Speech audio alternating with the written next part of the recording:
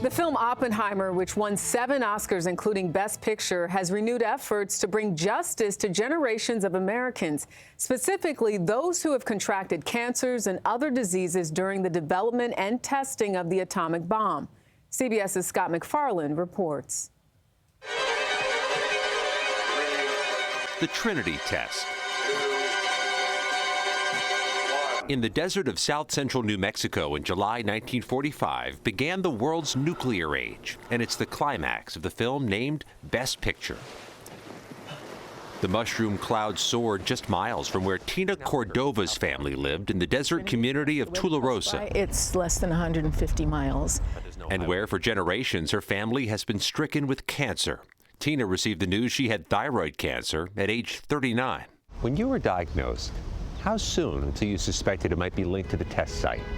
I knew immediately. I always say we don't ask if we're going to get cancer, we ask when it's going to be our turn. You ask when? When, because it's happened to everybody around us.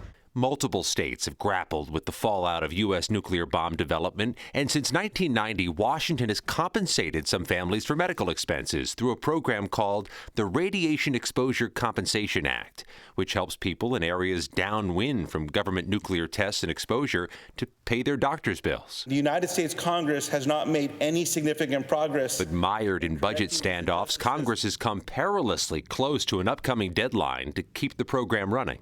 Then what? More and more loved ones who sacrifice so much will die.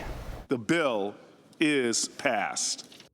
Until a partial breakthrough weeks ago when the Senate approved a plan to extend the money for families another 5 years and expand it to include families like Cordova's.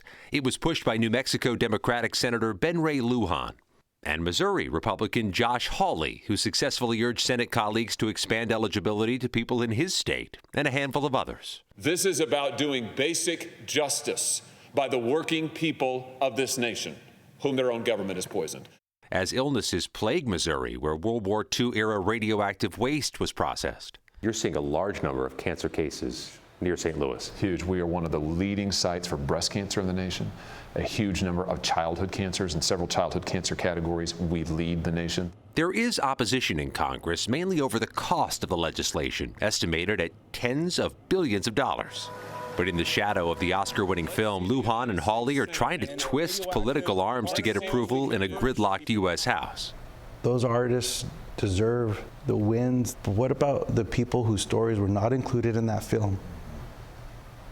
Who are dying, who are willing to use all their energy to educate others. And I certainly hope that everyone that was a part of Oppenheimer doesn't forget these folks across the country.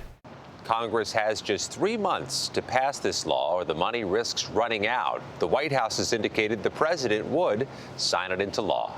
Scott MacFarlane, CBS News, Washington.